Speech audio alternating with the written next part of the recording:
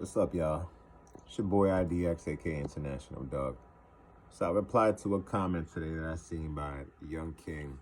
I believe his name is Paris, right?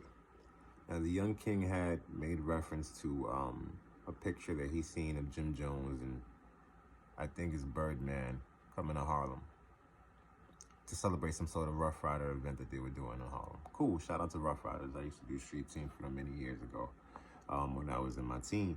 And honestly, I learned a lot about the music industry during that time frame, enough not to get fully involved.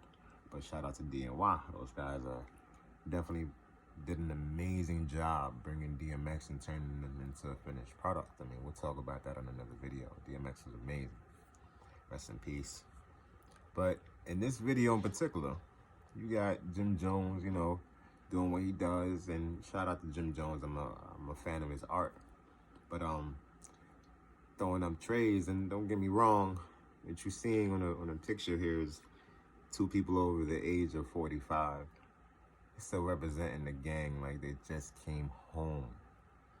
And for me, okay, you're 18, you're 19, during those times, I know the sentiment of seeing somebody in that life and being like, yo, that's my bro, da-da-da. And I get that. But modern day times, right? This summer, Harlem lost 2 grandmothers to gun violence. One a little under a month ago.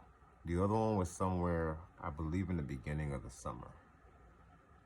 So if there's anything you should have bought Birdman out to, if there's anything that you should have bought that nigga out for, is to have him go talk to the families of these 2 matriarchs that lost their lives to the violence by some young men that more than likely were listening to the influence of your music.